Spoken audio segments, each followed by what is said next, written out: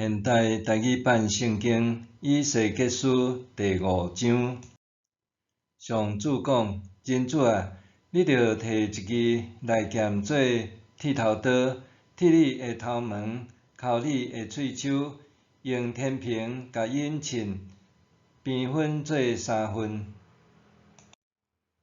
城受围困的日子满了后，你着摕1/3的喙手甲头毛伫城内烧，摕另外1/3去城外，甲因毒互幼幼。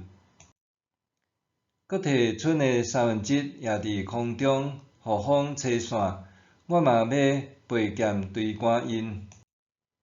你着留几支毛，用你的衫具包底。然后搁摕几支毛出来，迄伫迄年烧，火要对遐烧，炭到以色列全国。至悬的上主讲：这就是耶路撒冷，我甲伊下伫万国的中心，互列国伫伊的四周围。毋过，伊违背我的命令甲规例，比列国搁较邪恶。比伊周围的国家搁较悖逆，伊无守我的命令，去杀我的规例。所以，耶路撒冷着听我至悬的上主所讲的话。你无守我的规例，去杀我的命令，连四周围列国的规矩嘛无遵守。因为安尼，我至悬的上主宣布。我要甲你做对敌，我要伫列国的面前审判你，因为你做可恶的事，我要刑罚你。我前到今毋捌安尼甲你刑罚，以后嘛袂阁安尼刑罚你。伫你境内，爸母要食因的囝儿，囝儿嘛要食因的爸母。我要甲你刑罚。要甲以色列所剩的人民，拢流放去逐所在。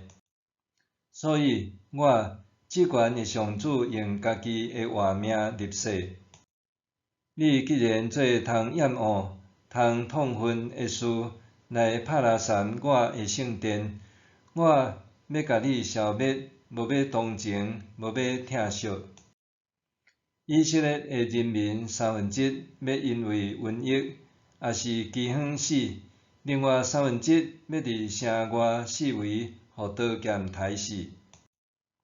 剩的1/3，我要互因拢四散去逐所在，嘛要飞剑对赶因。安尼，我的受气才会消，我对因的大受气才会煞。因就知我上主出于激动热切讲这话。我要互你拄着见效，互你变做风暴，四周围列国对这经过的人，拢要踢笑你。我发大受气，重重刑罚你的时，你要伫四周围的列国中受凌辱、踢笑。我嘛要因为你所受的刑罚着惊、受警戒。我上主安尼宣告。